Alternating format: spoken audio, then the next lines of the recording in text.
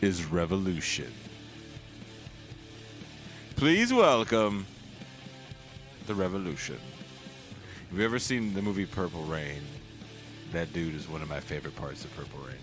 And please welcome the Time. Anyway, today's going to be a bit of a departure from what we usually do. If you've listened to the show, if you've watched the live stream, which I will be pitching towards the end of this introduction, I am a huge fan of true crime. You can like true crime as much as me, but probably not more than me.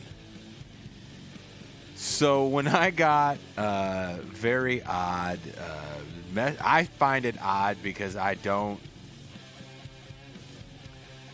get a lot of messages from people requesting to come on the show. Not too often. Every so often, people will send suggestions of who they'd like to hear. But that's different than someone being like, hey, I heard your show. I need to come on there and talk about blah, blah, blah.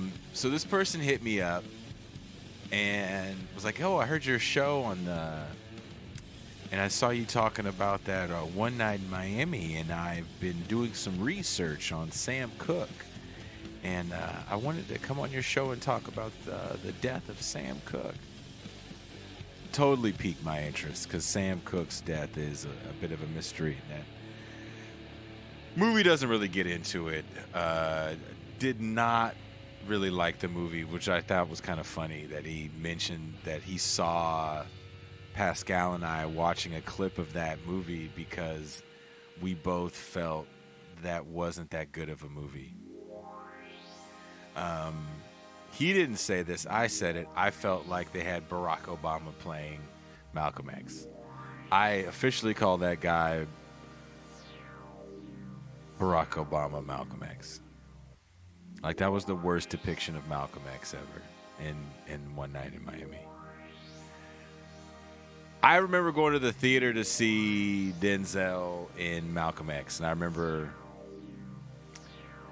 how like powerful that role was in that time, and definitely they missed a lot in that movie. I'm not saying the movie's historically accurate or great. I just want to say I just think Denzel nailed that role for Malcolm X. So those were big shoes for a dude to fill, but he didn't even try to fill them. He was like, I'm not giving you Denzel Malcolm X. I'm giving you Barack Obama if he was a neoliberal Muslim. That's what I'm giving you.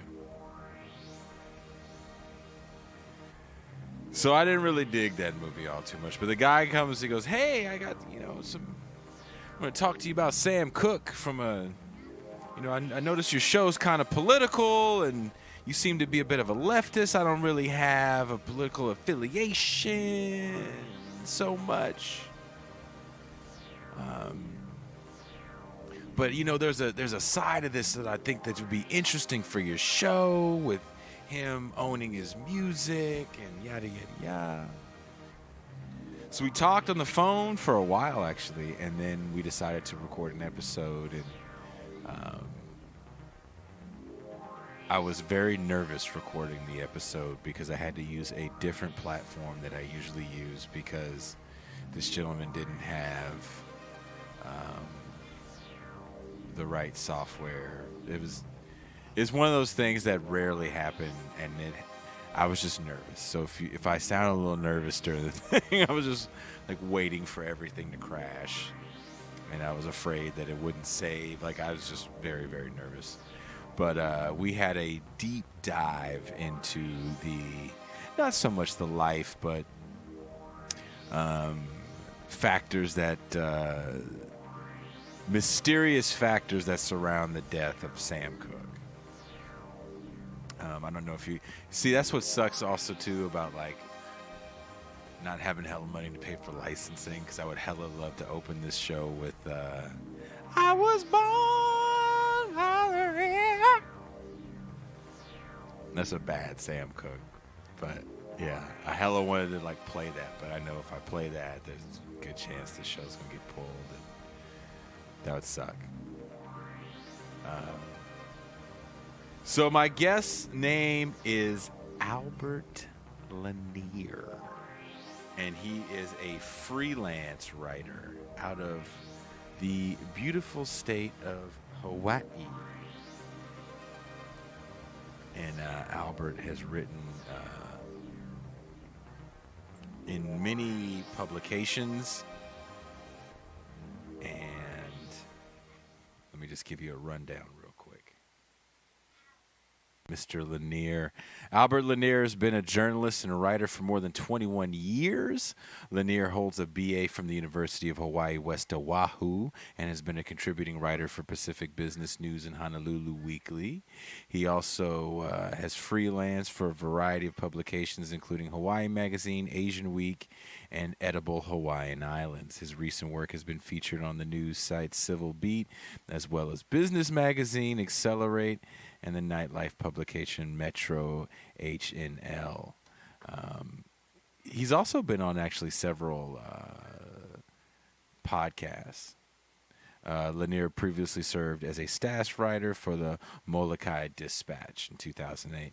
So he was calling from Hawaii, and there were parts of the conversation that got a little choppy. So I'll try to smooth those rougher edges out. But it was a fun time. There is a reoccurring guest on this show, one of our academic friends that is also a true crime fan. Like, we literally talk a lot about true crime cases and crazy shit. And I was like, dude, true crime podcast, me and you. And he's busy right now, like doing his regular life academic shit, but we are throwing the idea around, trying to figure out how we're going to get this done, because definitely want to do more stuff. Not too much more. Like, there's people that do this that are way more serious than me about it, and I'm not trying to jump in their lane. This is just a fun deviation every so often. That being said, if you're listening to this on Patreon, it means you're listening on a Tuesday, because you get it a day early on Patreon. And Tuesday night, 6 p.m. Pacific Standard Time, live stream with myself and my co-host Pascal Robert. We have a plethora of guests. Recently, we had Jen Pan from Jacobin on. So we do the live stream Tuesday, Thursday, and Saturday. For me, Saturday morning. So it's Saturday at 9 a.m. Pacific Standard Time. And Jen Pan from Jacobin agreed to come on. And we did almost a 5-hour live stream, because Jen was on like an hour longer than we told her we were going to have her. And then we got Jean Bajlan on, and Kuba Brzezinski. We also have a Marcus from the Left Flank Vets is our Saturday co-host as well.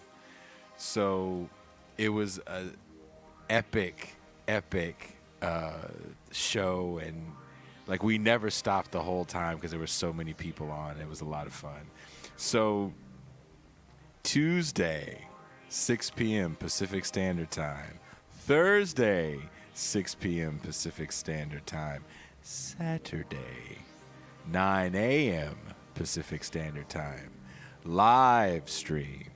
If you haven't done it, subscribe to the YouTube channel. We are almost at 1,000 subscribers. So we can actually monetize the YouTube channel and have super chats and get paid for all these advertisements that run on our channel. So we're almost there, and that's huge for us right now. For everyone that's subscribed already, thank you so much. It's been kind of amazing to see it grow so quick.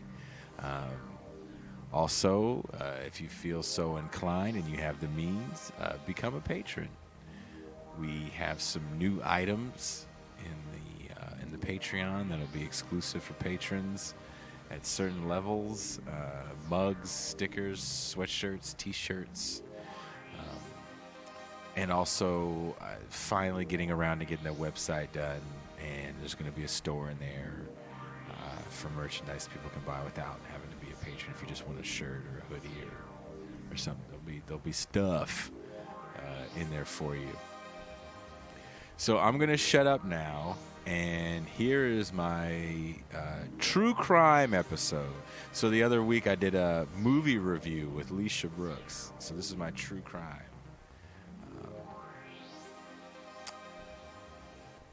Not going to make this a regular thing because I know people will just yell at me. But this was a fun deviation for me. So here's Albert Lanier. And as we discuss the mysterious death of the great Sam Cooke.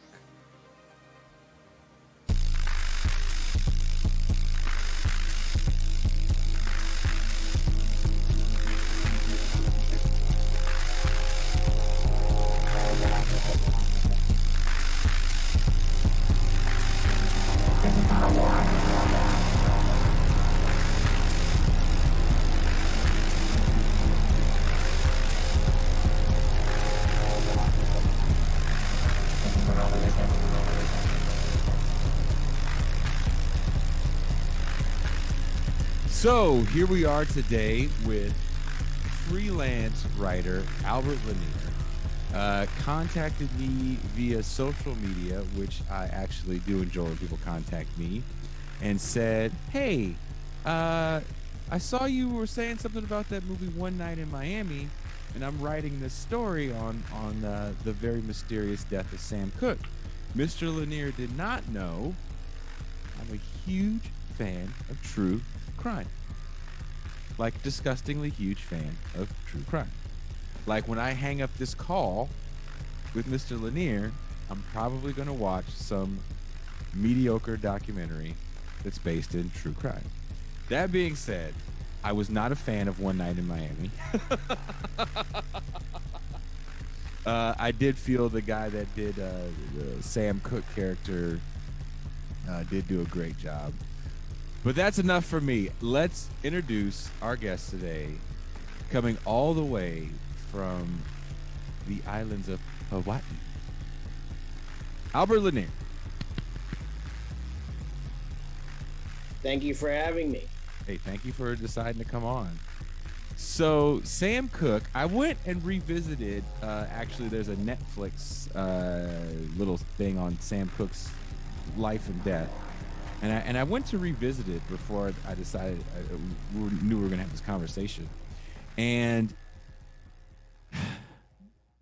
the One Night in Miami movie, which of course is not a documentary at all, it is a fictional story of these great Black figures, kind of paints Sam Cooke in this, he's just a big time capitalist light. And you say that Sam Cooke was a pretty good businessman. Decent businessman. Yeah, he was a very ambitious businessman. Let me begin by stating what got me interested, just as a way of kind of setting up a bit. I had come across a biography of Sam Cooke. And that's when I found out about his death. And it sort of kind of stood out because I thought, okay, this guy, very successful singer-songwriter, hits like Cupid, Another Saturday Night. You Send Me. You Send Me, which was the first, I think, hit. Yeah. Sold over a million units, to put it in musical terms, million records. And a Change Is Gonna Come. Change is Gonna Come, probably his greatest song. Right. And I think probably one that was important to him because it was, from what I understand, supposed to be on an album or on a record that would sort of a tribute to Martin Luther King Jr. Okay. Released as a single. Okay. By itself, standalone. So that's how I came across Sam Cooke. Now, in terms of my background, as you noted, I'm a freelance writer. Mm-hmm. I was a freelance journalist for 22 years, and I had retired in 2017, and I'm just coming back to freelance writing again. And I always had an interest in sort of mild interest in Sam Cooke, but not in terms of his music, but in terms of him as a singer-songwriter Mm-hmm. and the business end, because I started learning some aspects of business. And Mm-hmm. so the two things that stood out for me were, or should I say two? I'm new to the two things that stood out. I'm new to this Zoom. Mm-hmm. About Sam Cooke to me were one, that he was a guy who was from a business perspective. Mm-hmm. Sam Cooke was not like most singers, and that he was a man who had started his own label. He had started his own publishing, and I think in a management company as well. So Sam Cooke was interested in the entrepreneurial side of the music business. Primarily, he was interested in controlling his music. Now, you, of course, are a musician. Yes. So I feel like I have to sort of say a couple of things about the music business Go for it. begin with. From what I understand in looking into this, you have what are known as singers and songwriters have publishing. Yes. It's one of the things that was important when you look at Sam Cooke, the publishing aspect. Mm-hmm. Then, of course, you have also the sort of ownership side, what they call the master recordings or masters. Mm-hmm. Now, those, as you well aware as a musician, get into two areas of rights. Mm-hmm. There's what are known as mechanical rights, which are the rights that are paid by music labels or companies to composers, songwriters. Mm-hmm. And then there are what are known as neighboring rights, which are usually paid to the owners of the recordings by corporations, companies, institutions, so forth. Mm-hmm. Because music, as we all know, isn't just used in movies and TV shows and isn't just heard on the radio, but you have music in elevators, music that's used in, live performances, what have you. And those are all rights issues. Mm-hmm. So to my knowledge, Sam Cooke was interested probably not just in the publishing side, which would mean the mechanical rights and earning the royalties from that, but also probably in neighboring rights areas. So he wanted to control the masters. He wanted total control over his music. Which is what people like, for context, for people listening, is kind of what Prince had wanted.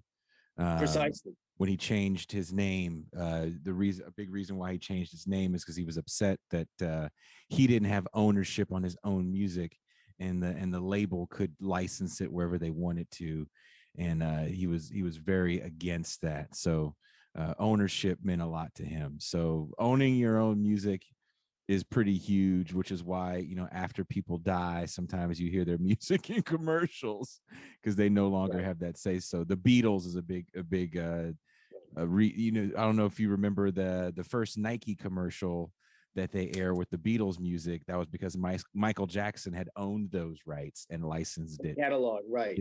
To Nike to use the Revolution song for that Nike ad in '86 or so. Yeah.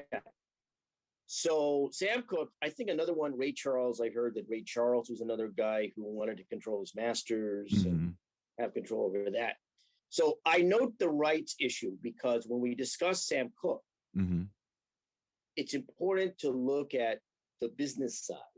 I remember in research leading up to this, what I remember hearing on some video or something I was watching was that entertainers are rarely looked into as regards the business side of their careers, which I thought was an interesting comment.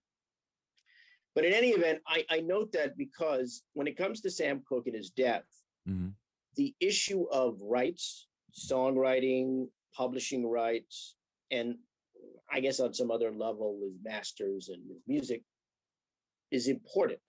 Now, some people may wonder why that's so important. It's because the people who believe that Sam was killed, as opposed to killed via self-defense or whatever it was. Basically through self-defense or a justifiable defense. Some of them cite business. They cite the music business and they cite his proclivities. Like I mentioned, Sam Cooke had at least 2 labels, SAR and Derby Records. In the 60s, he was signing people up, 62, 63, 64. He also had what were known as soul stations or studios in different parts of LA, where musicians and recording artists and potential recording artists, wannabe recording artists, potential performers could go and maybe use some instruments and possibly record something. But he had, I think, at least 2 or 3, couple of those quote unquote soul stations in parts of LA. Interesting. So he was really trying to be the Berry Gordy of the West, if you will. That's an interesting comparison, because what I've heard is that if all of this had converged with not just SAR and Derby, but his publishing, and that, he would have been bigger than Motown. He might have been bigger than Motown.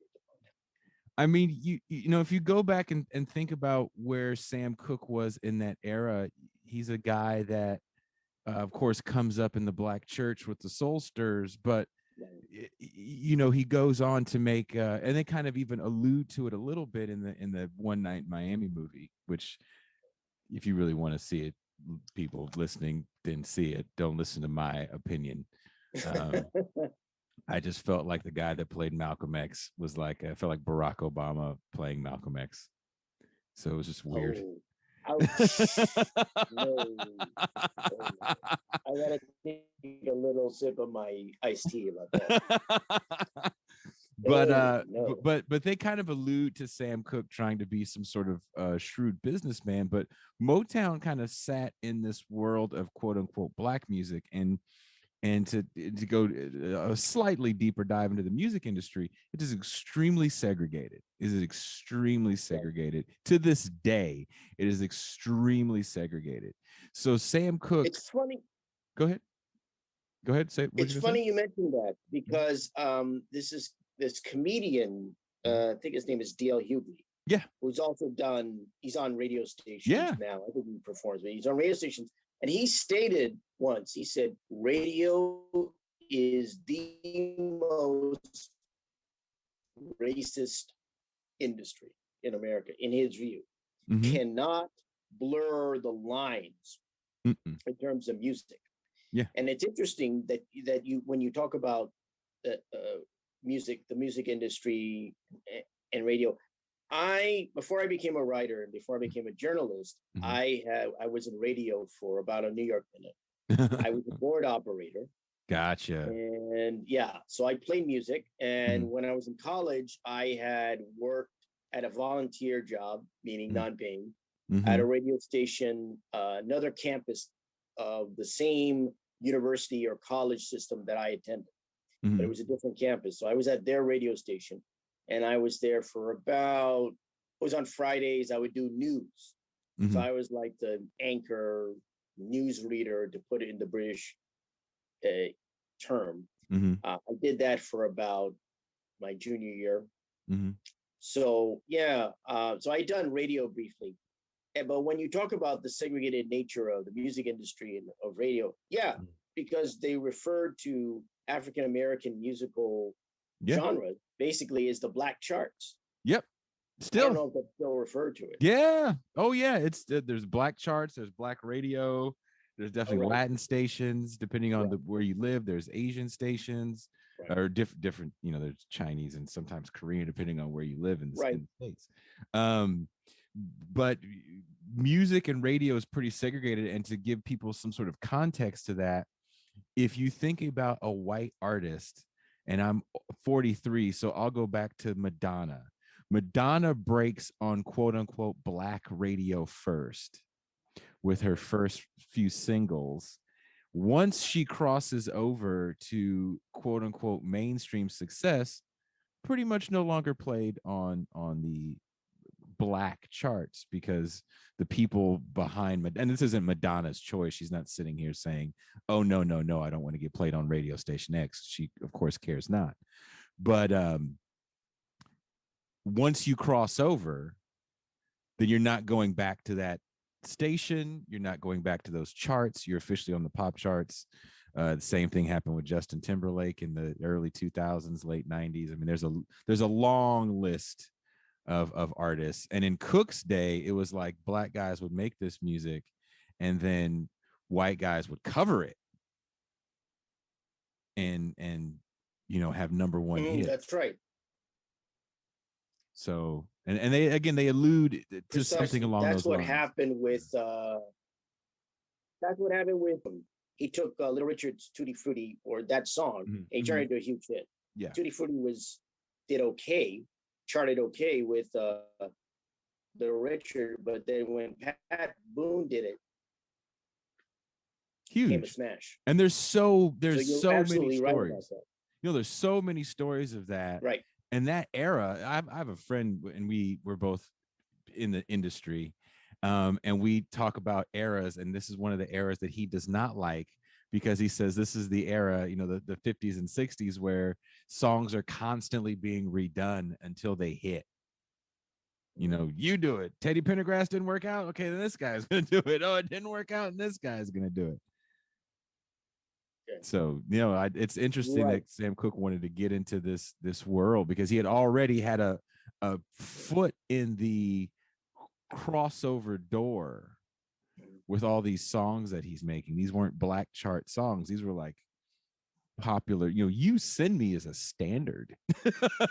So yeah, for Sam Cooke, You Send Me meant you send me the royalty checks. You send me the neighboring rights funds.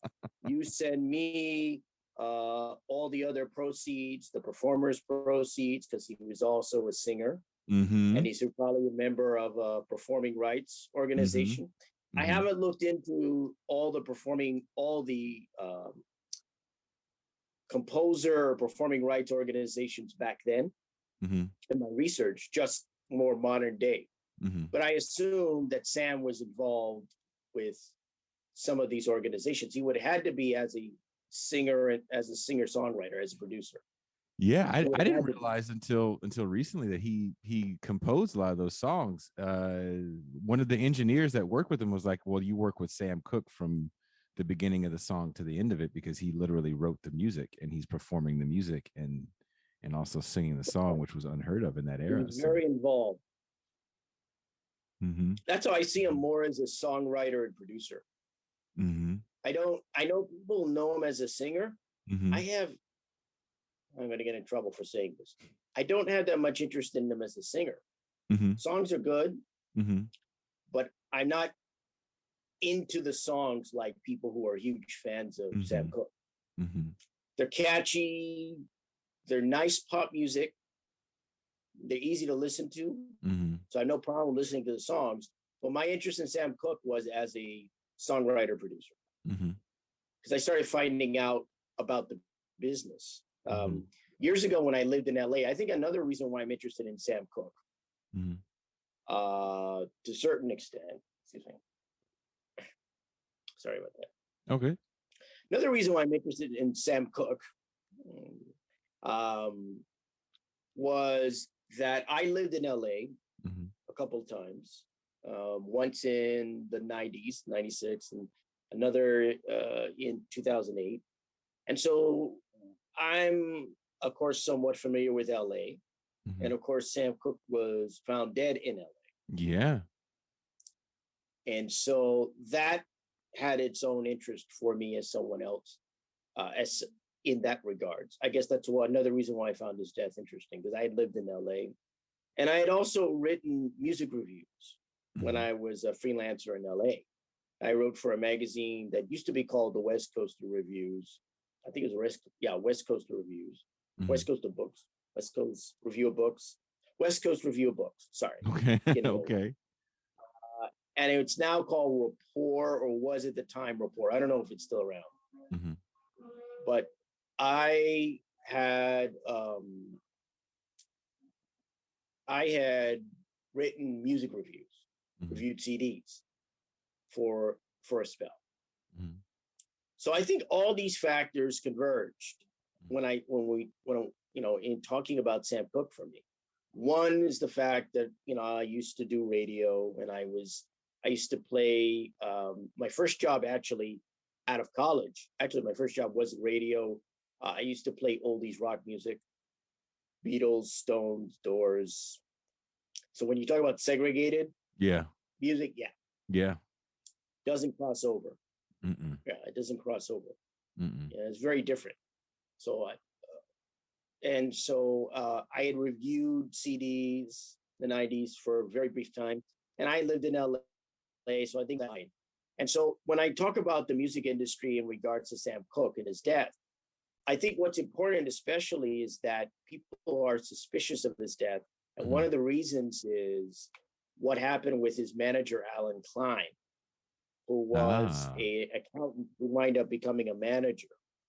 He's infamous because he not only managed the Rolling Stones and the Beatles. Those are huge artists. Gigantic. Mm-hmm. And they were not happy with Sam Cooke being the Rolling Stones. Even Paul McCartney couldn't stand him, supposedly. Why is that? Well, here's the thing. Let me just look at it from the perspective of his formula. His formula was normally what he liked to do was have a holding company. Mm-hmm. Set up a holding company. And he did this with Sam Cooke. Mm-hmm. He set up Tracy Limited, Nevada Corporation. And that had, and it was this holding company eventually got the rights, songwriting rights and the rights, publishing rights to Sam Cooke's music. Mm-hmm. And what happened was, what he liked to do is either set up a holding company or his own company, which became Abco Records. Mm-hmm. In the case of Sam Cooke, mm-hmm. Tracy Limited or Tracy Holding mm-hmm. eventually merged with Abco Records, mm-hmm. Abco Music, in about 1970. This was long after 6 years or so after his death. I believe that Sam Cooke was on the board of Tracy mm-hmm. Holdings. Mm-hmm. I think also one of his relatives was on as well. Okay. But eventually they got moved out. And so when I talk about his client's pattern, it's mm-hmm. holding company or Abco Records. Mm-hmm. You transfer the publishing, mm-hmm. transfer the songwriting rights. Mm-hmm. And so what they do is then license to labels. In the case of Sam Cooke, what he was able to do, and this is what he was able to do. He was able to negotiate a deal with RCA. Now, RCA was a label that Sam Cooke wound up on. And what he did, from what I've read and from what I understand, is he negotiated a deal where Sam would get about 6% of gross profits. And about an advance, I've been told, about $500,000 over 3 years. And that's what I've heard. I've heard other aspects, but it's basically 6% of gross and $500,000 in advances over about a 3-year period. Okay. Right. RCA gets rights to distribute the music, the sort of eternity, right? holding on to those rights forever. Mm-hmm. So Klein was seen as a change maker within the music industry because he was able to renegotiate these deals for artists and get them a bigger chunk of the pie and shift the power from, to a certain extent, from labels to individual artists, to an extent. Mm-hmm. Now, with the Rolling Stones, for example, what he did was renegotiate their deal. And he got them, I think, a deal of about over $2 million. Wow. Yeah. But here's the thing. Okay.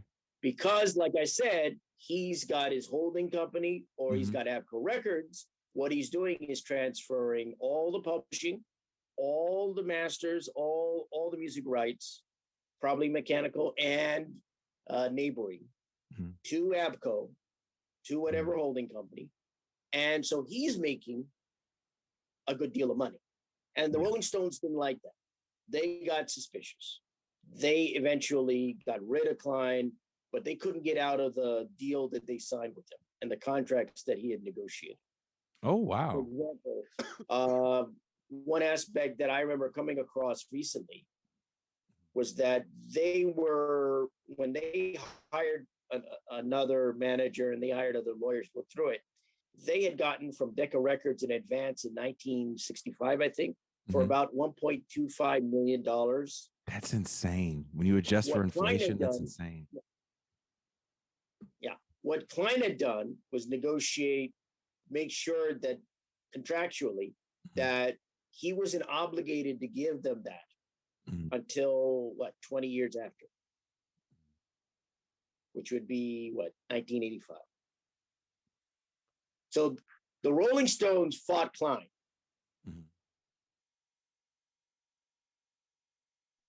Because they wanted, what happened was Abco managed the publishing, song rights, from about 64 to about 70 or so. Can you repeat that last part? Can you repeat that last part again, Mr. Lanier? Your thing froze for a second. You said the Rolling Stones, and then you froze. Okay. Oh, hope that's not Abco behind it. What Abco did and what Klein did, they're notorious. Look it up themselves when it comes to Klein. What Abco did was they had the rights, songwriting, publishing. I don't know if they own the masters. They probably did. Probably own the masters for the Rolling Stones catalog. Oh, from about when did they first emerge? 64 or so until about 70. So the early years of the Stones got owned by Abco Records. In fact, they put out records. They put out, I think, a few records of the early years of the Rolling Stones. Okay. What I understand is the Stones don't want to perform anything at concerts of those early years because they're not going to get money for those rights. Wow. Because they fought against that for years. I'm telling you this. So that's what he was doing. So you see the pattern here with Alan Klein. What he does is negotiate a deal that benefits his client. In the case of Sam Cooke, since it's the relevant one, it was supposedly 6% of gross profits and about $500,000 for a couple of years of advances for a couple of years. And RCA would be licensed to distribute the music, but only for about 30 years. That's why Abco has the rights to Sam Cooke's music because of what I described before. Tracy, the holding company, and managing to get the rights. So Alan Klein started with Sam Cooke. That was the first guy that I believe one of his first clients as a manager. He went from accountant to manager. And right, pretty much. And he was able to go and hook up with the Rolling Stones and the Beatles because he had worked with Sam Cooke. The thing about Sam Cooke that people have to realize was, according to what Cooke himself said, he had been when he was in 1964, when he talked to Dick Clark Mm-hmm. on American Bandstand, Mm-hmm. he had stated he had been in the business 6 years, Mm-hmm. I guess, doing secular music, because he Yeah. had been The Soul doing Stirrers gospel was the music group. before Yeah. that. Yeah. The Soul 6 Stirrers. years, he said, right. And he said, quote, in that interview, I haven't had a song that wasn't a hit. What I found was that at least from, I guess, the late 50s until about 64 or so, where he died, Mm-hmm. if not everything, then nearly everything that was released as a single that charted was a hit for Sam Cooke. That's insane. If this guy were alive today, Mm-hmm. he'd be a monster. That guy would be bigger than Jay-Z. Yeah. Would be bigger than Kanye West. Oh yeah, easy. He'd be bigger than other artists as well. Yeah. Justin Timberlake, Justin Bieber, all these other guys. Anybody. Yeah. He'd be monster. And so this guy was a hit factor. Mm-hmm. Because his producer Al Schmidt had said it was great being his producer because it's going to be nearly an automatic hit. And he's writing these songs as well too. We have to sorry about allergies. We have to add that. Oh God, these allergies. He's writing these songs too. Right. You got to understand. That's why I laid out the rights issues. You got to look at mechanical and neighboring rights. Publishing is key. That's why writing songs is where the money's at in the music business. I mean, yeah, you get certain amount of rights as a performer. I'm trying to remember the phrase that they use, but as a performer, whether you're featured or non-featured, yeah, there are rights, but the music is in the publishing. Yeah. Not just the music's in the publishing, but the money's in the publishing. The money's always in the publishing. Yeah. Right. Precisely. That's the way the music industry works. Yeah. It's all royalties. Yeah. And it's all mastered. So when you hear people talking about masters and owning masters, the reason is you can release them and re-release them, and you could do what you want. Yes. That's why when I talk to musicians, I'd interviewed a couple, when they told me, oh, I had to quit touring or I had to stop because I wasn't making money. Anybody who looks in the music industry understands how they operate.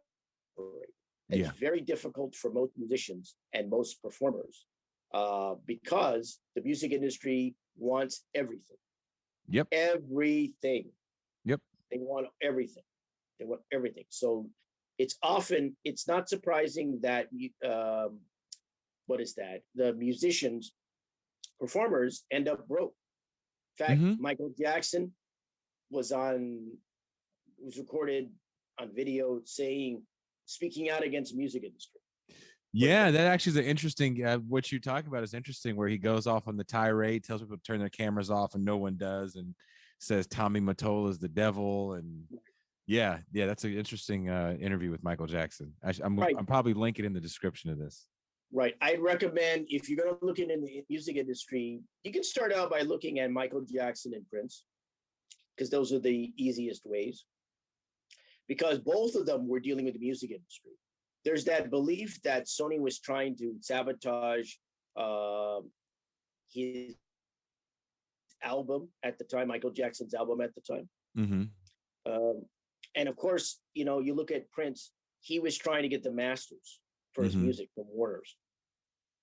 And that was the guy who pioneered, I think, online selling albums. Yeah, Prince was doing that pretty early on. Pretty early on in the game when a lot of mainstream artists weren't doing that. Yeah, Prince was doing that. So do everyone does. So do you think? Do you think that Sam Cooke's management had something to do with his death? Because did you want to talk a little bit about his the mysterious, strange death that he had, getting shot in a kind of seedy motel room? Right, seedy. That's what it was called at the time, seedy. Yes. So we can now kind of move on to his death because I wanted to talk about the music industry and the business to give people an idea about that. Yeah. To give an idea about the business. Some context. Yeah. And of course, right. And because of the nature of the show, because it's not a true crime show, although there's a true crime element to this. Yeah. But I wanted to sort of get the business aspect so that people on the left could go, oh yeah. Oh yeah. These are the members of the ruling class that we've got to deal with. The musical ruling class. There is definitely a musical bourgeoisie ruling class. Yes. There's a lumpen proletariat. And there is that as well. Absolutely no doubt about that. Trees in the world, if not in America.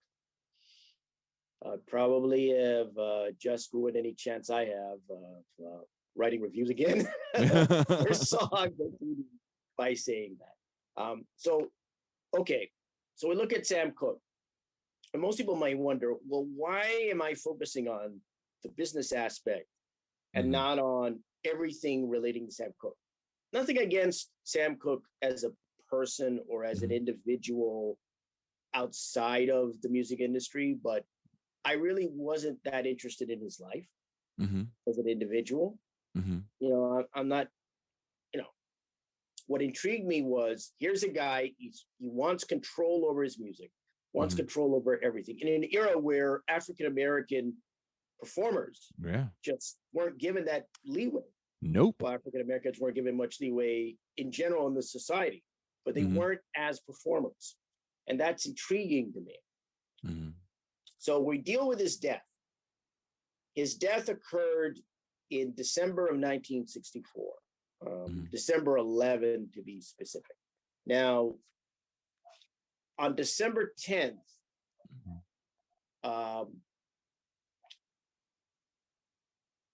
Sam Cooke was at a restaurant called Martoni's. Now, Martoni's is an Italian restaurant.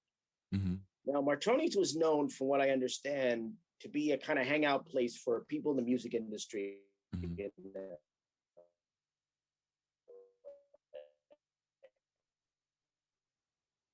And that was one of the reasons that. Can you repeat that last thing, Mr. Lanier? Your connection dropped off for a second. What'd you say? It's a place in the industry where people did what now? Oh, not again.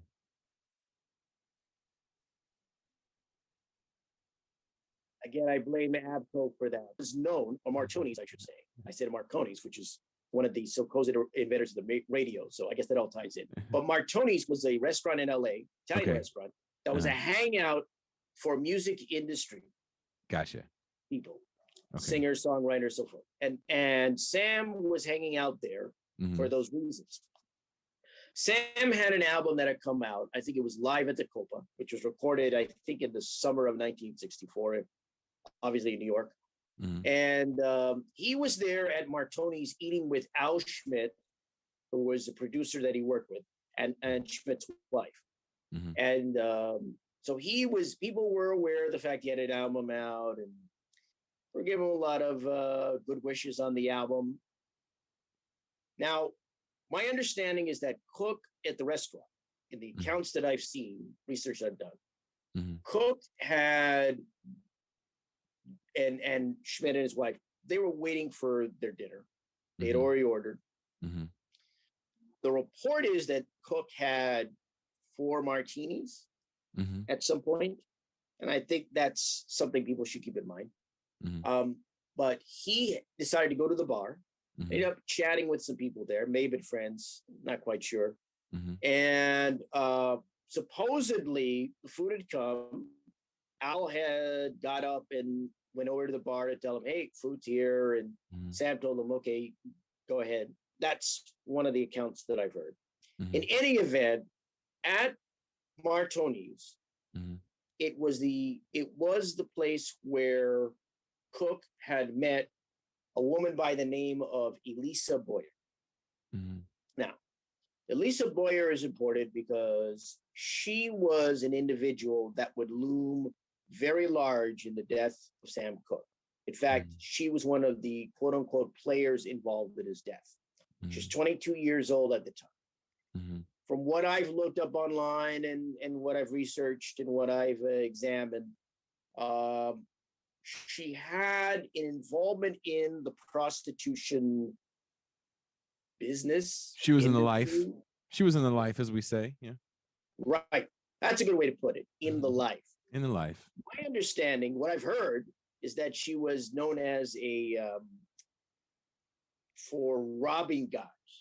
What she would do is try to, I guess, maybe solicit. Yeah. Take them to a place and then steal whatever money they had, I guess, is they had already undressed or what have you, and get the heck out of there. Again, I state this because it looms pretty large in this affair. So you have Elisa Boyer. She's at Martell's and she meets Sam Cooke, and they end up eventually going to a place called PJ's. Now, PJ's is a club, I believe it's in Hollywood.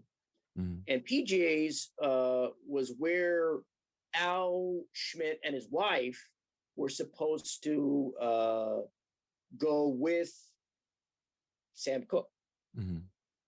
But they ended up going before Sam. I guess they had their dinner and went to PJ's. And what happened was they left and Sam ended up going over to PJ's with this Elisa Boyer, reportedly. Now, what I've read and what I've heard was supposedly Sam got into some fight with someone at PJ's. That's something that I've heard or read. And in any event, they supposedly left PJ's, I think it was around 2 a.m. So I think they had left 1 a.m. and supposedly it got over there and then it left at 2 a.m. Reportedly. Now, Sam was driving his red Ferrari, and according to Elisa Boyer, whose account is the only real account of what occurred in terms of the night as a whole, relating to Sam Cooke and his death. Elisa Boyer supposedly told Cooke that she wanted to go home. Reportedly, Cooke had said he just wanted to take a ride or something along that effect, and drove to what was the Hotel Hacienda. Actually, had driven out near LAX, but he wound up at the Hotel Hacienda. Now, what happened was that Cooke drove up to this hotel. Now, this was, as you mentioned, a quote unquote seedy motel. Hollywood motel. Seedy motel. Not quite Hollywood. It was, I believe, in South Central. 92. Oh, okay. Definitely. But I can understand. In any event, let me see here. What happened was that the hotel, interestingly enough, was kind of known.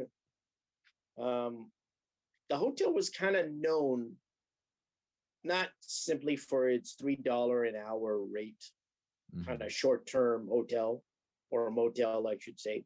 But from what I've read and what I've looked up, it was kind of a hub, I guess, in the area for, I guess, sex work. Gotcha. Prostitution. Makes sense. Pimping. Makes sense. Here's another thing that I also found in looking up, doing research on this. Supposedly, this particular hotel was frequented by musicians who were having affairs. Kind of wanted to be out of the way. That's what I've read. That's what I've looked up. That's what I found. In looking at documentaries and looking at YouTube, I hadn't quite found that, but in reading about it, that's what I found. Gotcha. That supposedly it was that. So it's interesting. In any event, they drove up. Cooke got out, went to the office, and he signed in. Now, he signed in under his own name. not a fake name, but under his own name. Now, I say he signed in because this is, of course, the reported story. This is the account, I guess, of Elisa Boyer, and it's the account that's been put out there. So he signs up under his own name. So then the hotel manager, one Bertha Franklin, tells him, well, sees Elisa Boyer in the car and says, well, you need to sign in as a couple, Mr. and Mrs. whatever. Supposedly that happens. In any event, they drive off to the hotel room. And according to Elisa Boyer, who later testified at a coroner's inquest, she stated that she basically noted that he had dragged her out of the car. Remember that she noted, according to her, that she wanted to go home. And she didn't want to go to this. Yeah, I read that. Right. So that was what she said. So supposedly she was taken into this room, and Boyer herself had stated that she was, let me see, that he had basically had ripped her sweater off, ripped her dress off. She had supposedly then gone into a bathroom, and she stated, or she noted, that she was trying to escape, but that the window was painted. Meaning, painted shut. Oh, wow. Yeah, it was painted shut, which means you couldn't open a latch and get out. Supposedly was painted shut. She comes out of the bathroom, and Sam Cooke supposedly is au naturel. He's naked. Yeah. He then, I guess, fondles her to some extent, and then goes into the bathroom. So just so that we're clear here, she says she was taken into this room, sweater's taken off, dress is taken off. She goes in the bathroom. She's trying to get out, can't, goes out. Cooke is naked. And then he winds up, after, I guess, a couple minutes or so, going into the bathroom. This is when she decides to spring into action. And she decides to take her clothes and his clothes. Yeah. And depart and get out of the room. Now, according to her, again, according to Boyer, she went to the manager's office, knocked on the door to try to get some help, ostensibly. Not much of a response. She's thinking, this guy's she's probably thinking, or her rationale put forth was that he was going to come after her. Yeah. Logically, because she supposedly had his clothes. So she goes and runs off. Counts that I've seen are about a block. She was wearing a slip, so she puts on her clothes and then goes to a phone booth to call the police. Now, other accounts that I've seen indicate that Cooke's clothes were on the ground. I've seen one that states that she hid his clothes. I'll just put both of those out there. In any event, she put on her clothes, went to a phone booth, called the cops. Now, Sam Cooke, since his clothes are missing, comes out of the bathroom. I guess if he was naked, he put on somehow a sports coat and one shoe and heads down. And that's it, right? Ding-a-ling is out. Sports coat and a shoe. As, what's his name? Chuck Berry would say. But in any event, heads down to the manager's office. And he knocks on the door, ostensibly saying, "Where's the girl?" Yeah. She opens the door, and he ostensibly grabs her wrists, and he's stating, "Where's the girl?" He's told she's not here, and he gets into a fight with Franklin. Now, Franklin noted that this was a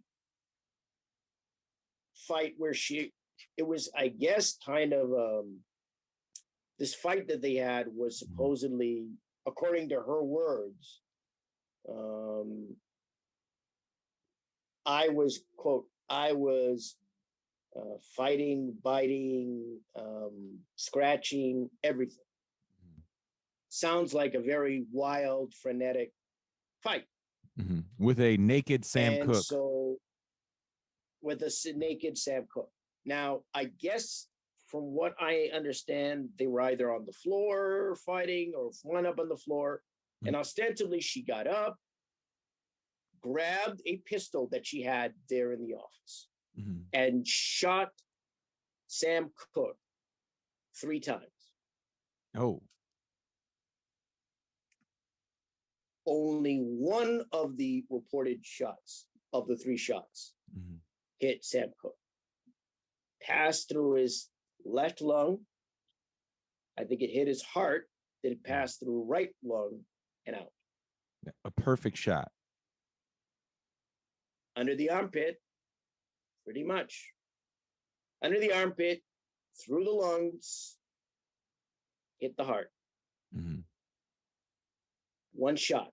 She said that she shot at him 3 times.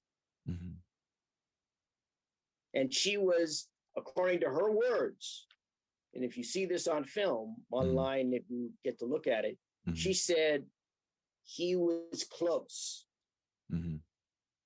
So let's look at this.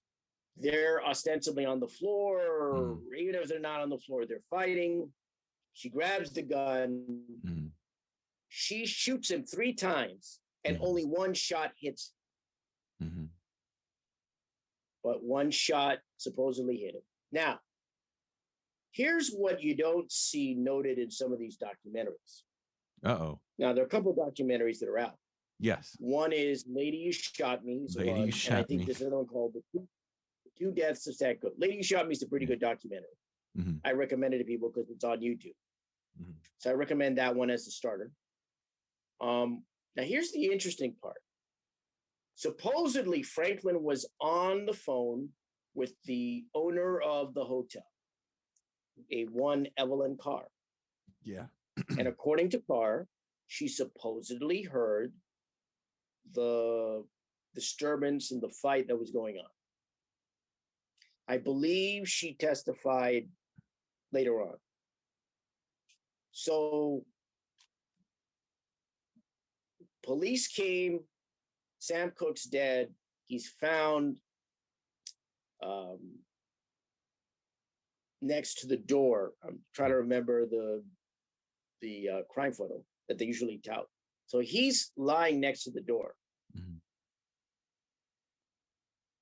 And taken away. Now, when he was found with about $100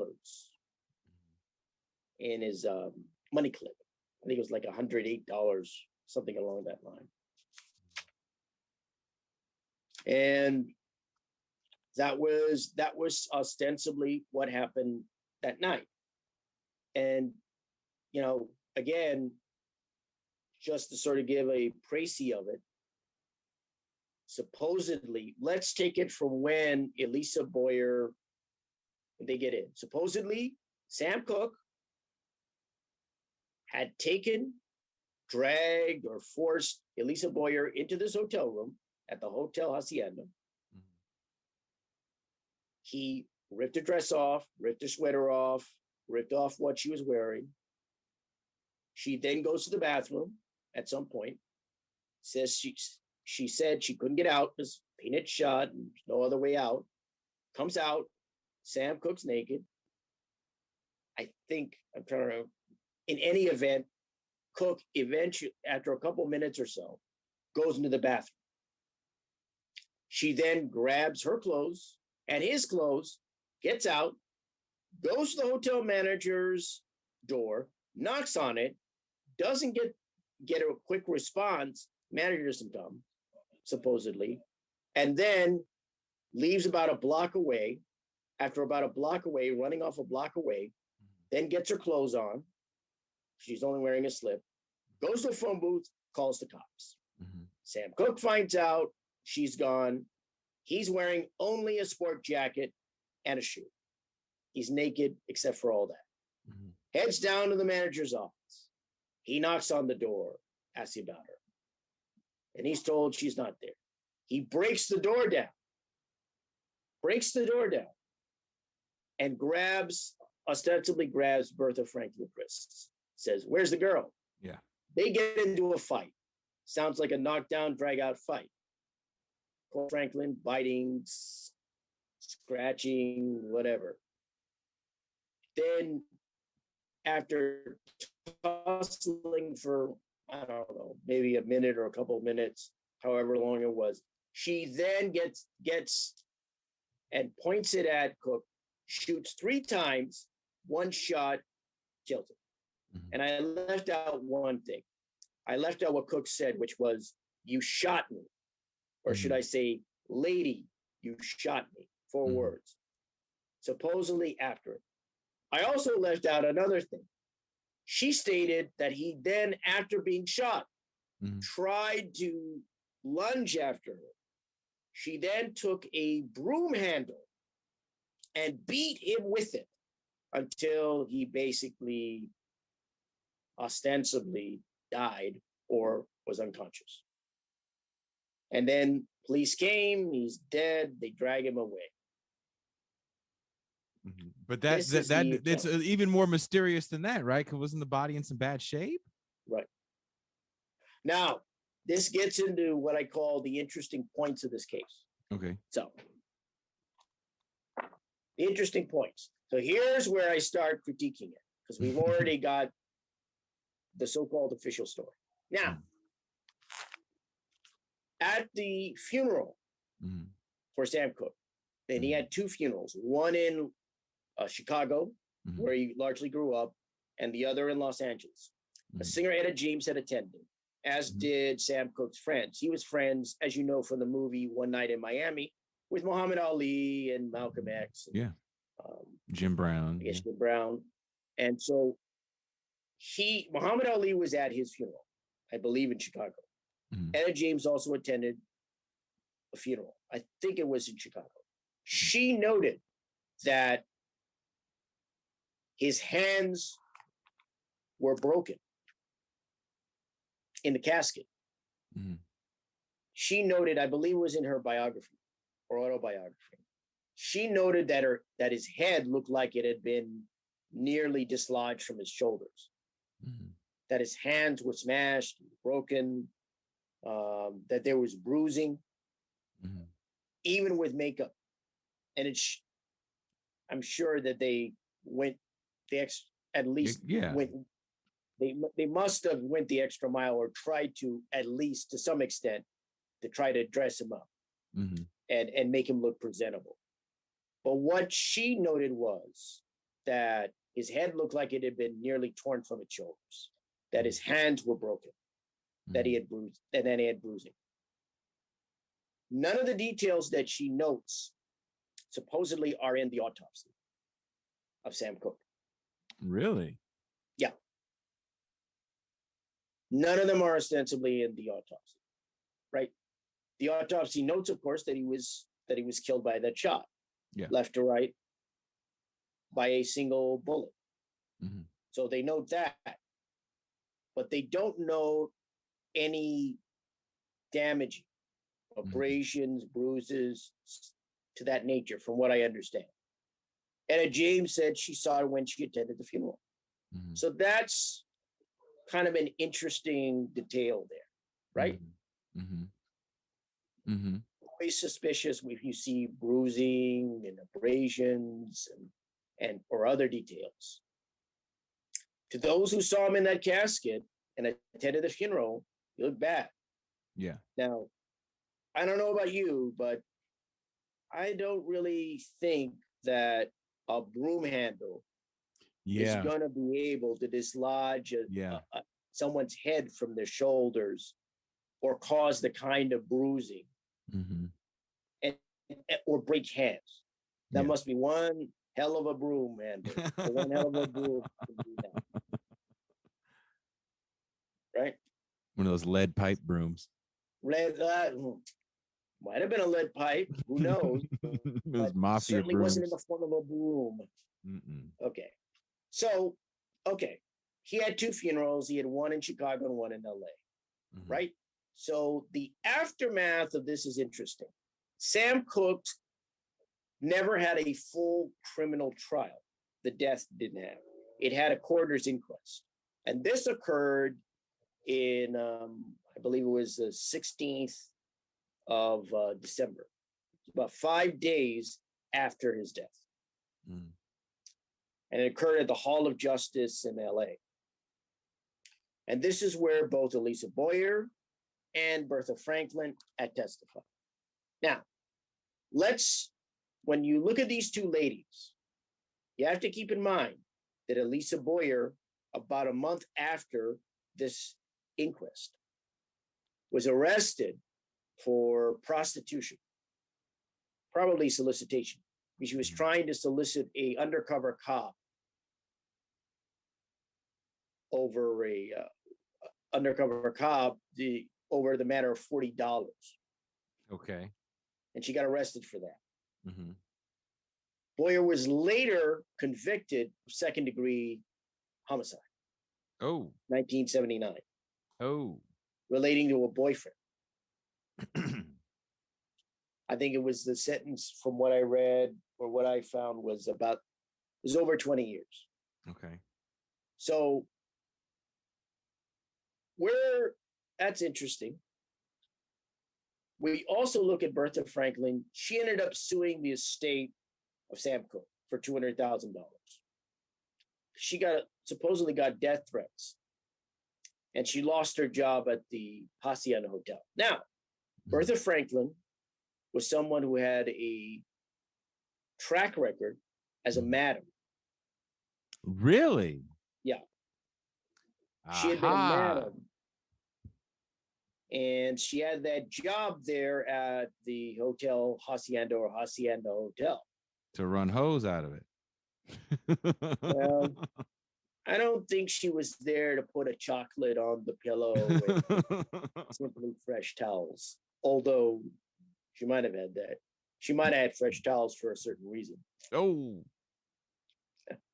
So in any event, that was her background. Ostensibly, Franklin was aware of Boyer. So when I look at this case and I examined it, I start breaking it down. And one of the things in looking at the skepticism that I have for this case. Now, as I mentioned, I think I had mentioned that there was a coroner's inquest. Franklin was found to have, it was ruled a justifiable homicide.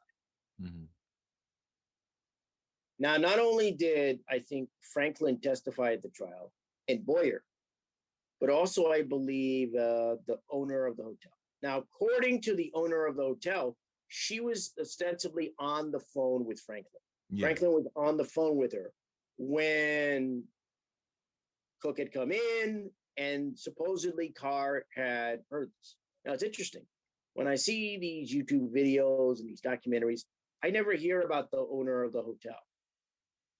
I hear about Franklin.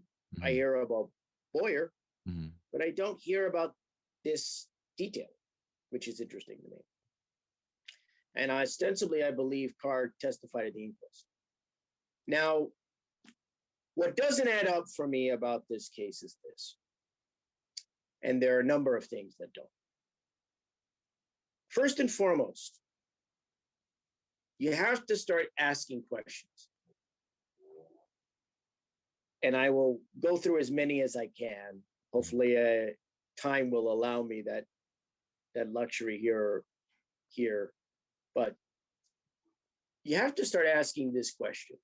Sam Cooke was a successful singer-songwriter, making good money, had a house out in Los Feliz.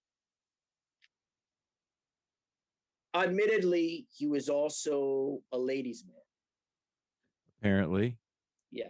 And he liked, getting, he liked getting his meals on the side, so to speak.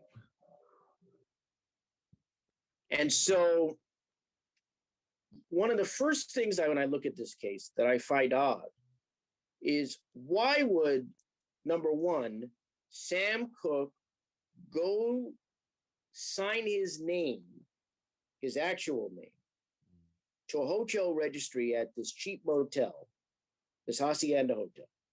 Why would he sign his own name to that? Now, Sam was a singer-songwriter. His career has taken off. He's successful. He's doing well. From what I can tell, he was ostensibly a man of the world, so to speak. Wouldn't he know that if he's going to a hotel with a hooker, that it wouldn't make any sense to put his real name on the registry? I mean, that's how you get caught up in these tabloid magazines back in the day. Right. Or actually, even to this day, you don't see Right. artists. They all have a fake name that they go Right. under. It's old school. I mean, if they have disguises, fake beards, fake hair, all kinds of things. Clothes. All kinds of things. So this guy's gonna go drive up in his Ferrari. In South Central. To South Central, to this cheap hotel, and sign his real name in? Really? Now, granted, Sam Cooke may not have been famous to the extent that a lot of music stars are to this day. He was well known, but he was not gigantic, so to speak. I don't think he was Elvis famous, so to speak, to give you a bearing there.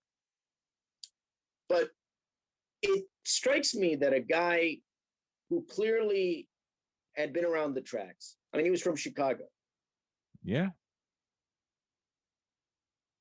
I mean, he was born in Mississippi, but he was raised in Chicago. Raised in Chicago. Yeah, he left when he was very young. Yeah. Yeah. So I'm looking at this guy. He's going to put his own name on a register of a hotel. He's successful singer-songwriter. He had to know that that could easily be tracked down by any intrepid members of the press. That made absolutely no sense to me. So there's that, the first aspect. That doesn't make sense. Discrepancy number one. Second discrepancy is this. Why would he take a woman to this hotel room, ostensibly rip her clothes off, then eventually go in the bathroom? Because basically the charge level that him was, he was trying to rape Elisa Boyer. Yeah. He's trying to kidnap her, and he's trying to rape her. So he's trying to kidnap this woman that he had met at Martoni's. Take her to a place, have his way with her. And he's going to go to the bathroom? Really? After he supposedly has taken her clothes off and she's in a slip. Yeah. Discrepancy number two. That doesn't make any sense. It's illogical. It made sense for her to go to the bathroom, according to what she stated. To try to get out. It made no sense for him to go to the bathroom. It's sort of like, well, I'd like to continue, but I've got to go to the bathroom first. No, that doesn't make any sense. Then you have the fact that she, meaning Boyer, took his clothes as well as her clothes. Now, some have theorized that this was an attempt to rob Sam Cooke. Sam Cooke liked to carry sort of wads of cash with him. Mm-hmm. The counts that I've heard are $1,000 to $5,000, somewhere in that neighborhood. And of course, he had a money clip with $100 in his jacket. That's at least the detail that I've seen. Mm-hmm. So let me get this straight. Let's just say that this was done for robbery's sake. Mm-hmm. Take that tack at this point. Why bother to take his clothes if you are going to take money from him? The fact that she took his clothes made absolutely no sense. Wouldn't she know what her own clothes look like? I mean, she'd know what her own clothes are there. Yeah. So she's going to go grab her clothes, then grab his clothes, and then go knock on a door, and then go another block, put the clothes down, put her clothes on, then head to a phone booth. Mm-hmm. If she's trying to get away from him, wouldn't it make more sense not to take his clothes? Because if she took his clothes, that meant he would be more likely to come after her because she has the clothes. So why take these clothes? Why take the clothes if the whole point is to get out of them?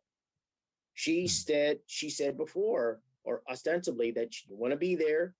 She want to be at the hotel. She want to be in the room. She was afraid she was afraid that she was going to get raped. So she's going to go grab all the clothes and leave. Again, let's go back to the robbery aspect of this. If the whole point was to rob him, why not simply take the money and leave the clothes there? If he was naked, he would have had to put on the clothes anyway, right? Yeah. It's odd. So again, discrepancy. Okay, that's number 3. Look at that discrepancy there. It makes no sense. If you're trying to get away from this man, you're terrified of him, you don't want to be there. Why antagonize him by grabbing the clothes? It makes no sense to me. Then you have another point, which I want to cite to people about this case. Let's assume that Sam was set up and that he wasn't killed the way that he was killed. Another thing that I find odd about this is this. If he was set up and this was supposed to be a way to kill him, why not simply leave him in the hotel room? Yeah. Why did he need to be in the office?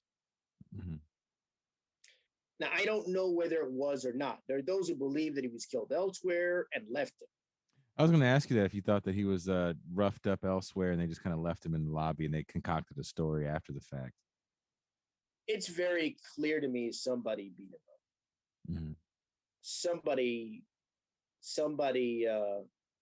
did more than rough him up. That's very clear to me.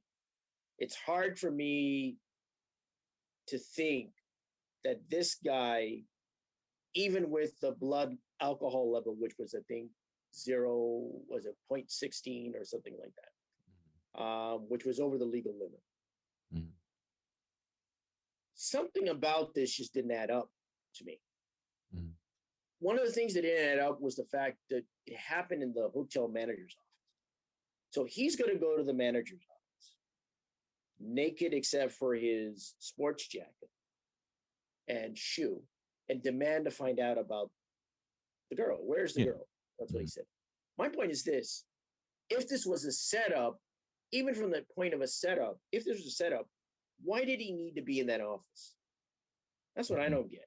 If they were trying to set this up and set it up as a murder of Sam Cooke, why not simply murder him in the hotel room? It's odd to me how both Boyer and Franklin were players in this. They both executed their role in this affair. Boyer was ostensibly, if not in the hotel room, then at least she was around that room. He was in the area. And you had Franklin, who was there as the hotel manager. Remember that they drove to that hotel, which Franklin was managing. She's a former madam. Boyer is involved in prostitution. None of this is simply coincidental. But the odd part to me, which is another aspect, but the odd part to me is why in that office? I'm thinking this seems more complicated than it needs to be. Not overly complicated, but it seems like it's constructed. This whole thing seems constructed as a story. I've seen better plots in cheap detective novels. Something about this just doesn't add up. So do you think the manager has something to do with this at some point to take over the whole thing? They both do. Boyer and Franklin are both. Oh, I mean Sam Cooke's manager, Alan Klein. Sam Klein, Alan Klein, sorry. Alan Klein. I don't have any evidence that he was directly involved. It seems to me that he probably was in some way aware of what happened. And I'll leave it at that. So you think these women kind of acted independently? Just they saw a big fish? Think so. No? Actually, my point is, my thesis is, I don't think there's anything independent about these women. For whatever reason, these women were employed to deal with Sam Cooke. Why? I don't know. What's odd to me is if you look at the robbery aspect and say they got together to rob him, Lisa Boyer was supposedly searched by the cops or found to have $20. So where's the money? Yeah. So if Sam Cooke, who ostensibly carried at least 1,000 on him, was only had over $100 on him in that money clip. So where's the rest of the money? That's why there's something, when I look at this case, it's strange. It's like these women were coerced into being involved in this. I'll say that much. I don't think Elisa Boyer wanted to be involved in this, nor do I think Bertha Franklin. This is all the earmarks and I do believe that there was a plot to deal with Sam Cooke. But these women were forced to be involved in this because I don't see how they benefited from it. If it's robbery, where's the money?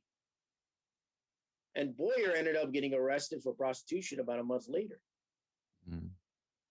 So, and then she ended up years later getting convicted of basically homicide.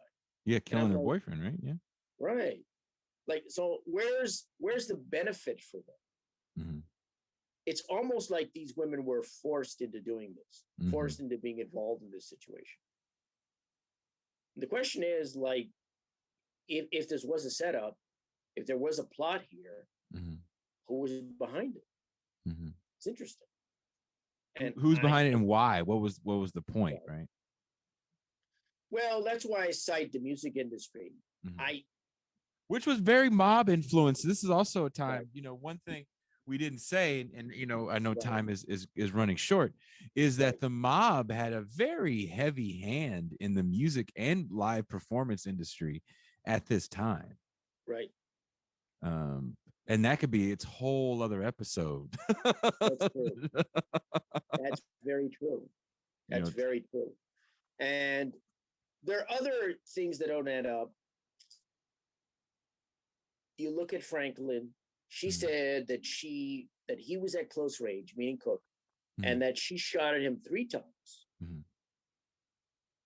only one shot hit him. Mhm. Well, if you're at close range, say they're on the floor, she gets up, she gets the gun, she shoots at him.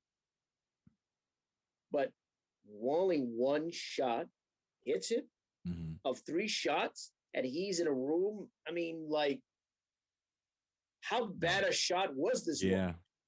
I mean, it doesn't make any sense. That's why I say that doesn't make any sense. You have the fact that he's in the office, right? The door gets broken down. And he gets shot reportedly, officially in the office. Now, supposedly the gun that shot him was a 22. Bertha Franklin has a 32 that's registered to her. So again, that's another thing.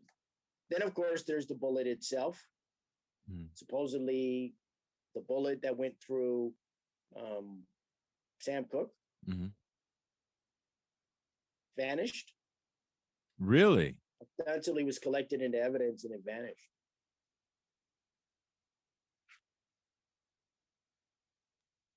So the mystery continues with this case.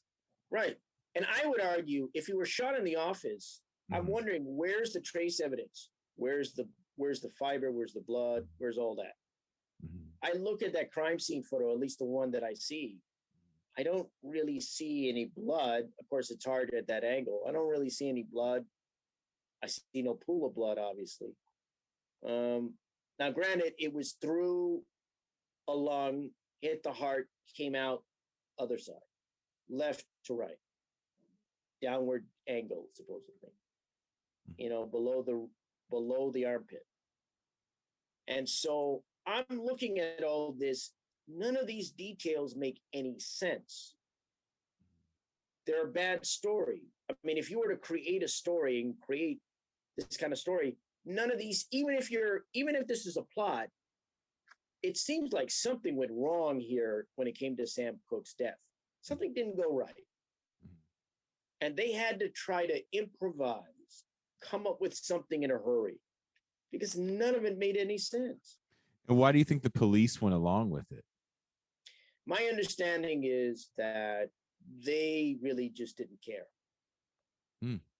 There was an article last month in People magazine that dealt with the death of Sam Cooke. And I think they had talked to a former cop in LAPD, black cop in LAPD. And LAPD wasn't particularly interested, even in a celebrity like Sam Cooke. They weren't particularly looking at deaths like this. It's because it's interesting. Notice that the death occurred December 11th. The coroner's inquest was December 16th. Somebody wanted this wrapped up quickly. And it was justifiable homicide. They wanted this out of the way. Yeah. It's interesting because he never had a full-scale criminal jury trial. There was a coroner's jury, but it was an inquest. Which is very different than a criminal trial. That's right. That's right. And so none of these things add up. I look at all these details. You look at that gun. You look at. I start asking questions. One of the questions I ask is, why did he have to be in the office? If they were going to say there was a plot to kill him, why not do it in the hotel room? Of course. It's like something didn't work, and they had to improvise something, or they wanted that deliberately to kind of besmirch Sam Cooke's character. And I think it may have been a combination of two. I think it may have been a combination of the two. Because Sam Cooke was, 0.16 over the legal limit in terms of alcohol. And he was a ladies' man. He liked the ladies. You could easily put together a story because he's got a lot of alcohol in his system, that he was got violent, got upset. The other aspect that doesn't make sense is, why would he choose to take this woman to this hotel and have his way with her when Sam was a handsome guy, ladies' man, And he didn't need to do that. He certainly didn't need to go to the Hotel Hacienda. Could have went anywhere. Yeah, that's right. So he decides to go out of his way, take her to this hotel, if you believe the story, to have his weight. None of it made any sense. Against her will, right? Because she doesn't want to go to the hotel. Let's just say he's going to kidnap and rape her. Yeah. Why in the hell, if he's going to kidnap and rape her, is he going to go then and put his name on the hotel? Yeah. If that is indeed what he's going to do. Does that make sense to anyone? I don't think so. Then he's going to allow her to what? Yeah, he's going to go in the bathroom and allow her to what? Take his clothes. And he has to go out there in a sports jacket and one shoe to go knock on a door. So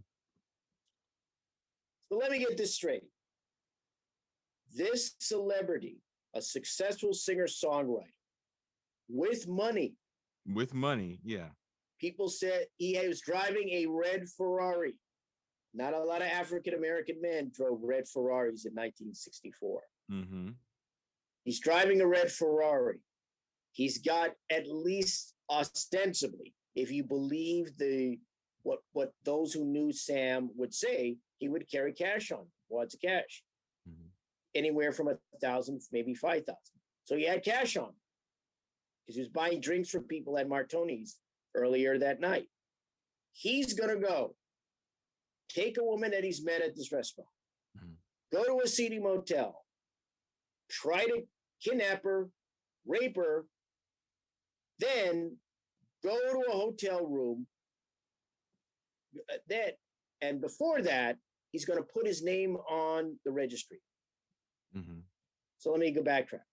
This guy is going to go put his name on a registry, go to a hotel room, try to rape a woman that he tried to kidnap.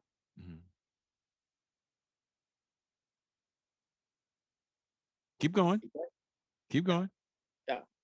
They try to kidnap. She then he goes to the bathroom before he has the chance to do it. Then he comes out. She's gone. She's taking his clothes. He then goes to the hotel manager's room, office, goes on the door, eventually breaks the door down and demands the girl. Does this make sense to anyone? It's not a smart idea for anyone.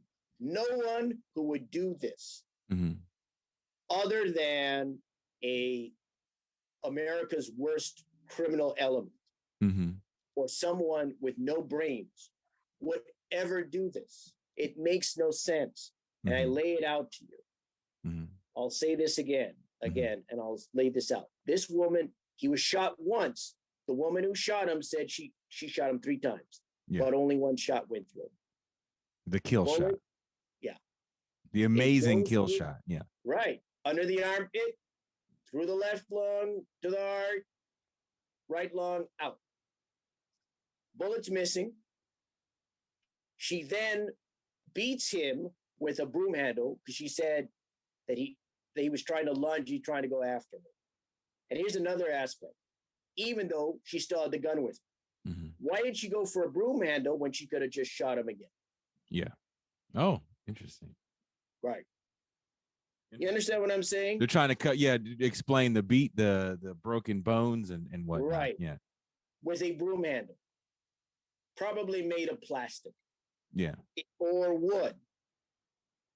In any event, they're not going to cause those kinds of injuries, which Etta James at the funeral stated: broken hands, crushed hands, head nearly separated from the shoulder. Think about all that. And then go back to what I mentioned before. Did it make sense to you that this guy, successful singer-songwriter, is going to risk his career to have sex with a prostitute and rape and kidnap a prostitute? Does that under make his sense? own name? Under his own name, yeah. Right. None of that adds up. None of that adds up. the conclusion that I have to come to is that Sam Cooke was murdered. Who Mhm. murdered him, I don't know. Why he was murdered, I can't say definitively. I can speculate, but I can't say definitively. But none of what I mentioned to you and what I mentioned to others here will make sense. Anyone who believes the story, anyone who believes that Sam Cooke did this, is an utter nitwit and fool. Now, you When I wrote put it about to you. this. Where can I find your writings about this? I haven't written about it. Okay. I'm considering doing a blog piece about it. Not quite yet, but I'm considering doing a blog piece. We'll see. But I've been looking into it.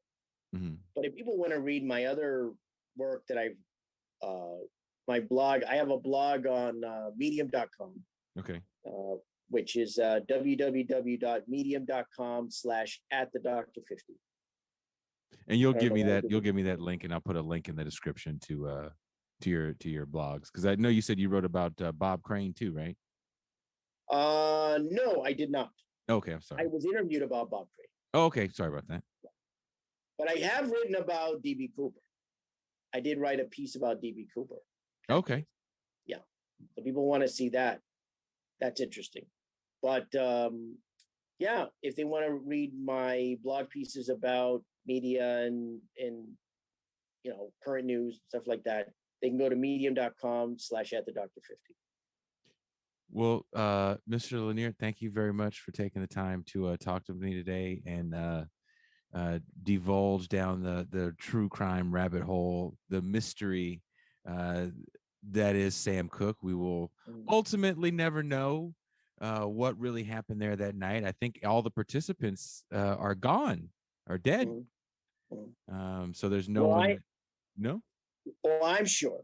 Mm-hmm. I'm sure that Sam Cooke was murdered. There's no way that I buy this story. Now, do we know? I'm in agreement. Do we know definitively why? And do we know definitively what occurred? No. But there's no doubt in my mind, after looking up this case and doing research on it, that Sam Cooke was murdered. No, I'm in agreement with you that he was murdered. I agree wholeheartedly. Well, thank you for your time, and don't hang up. Thank you.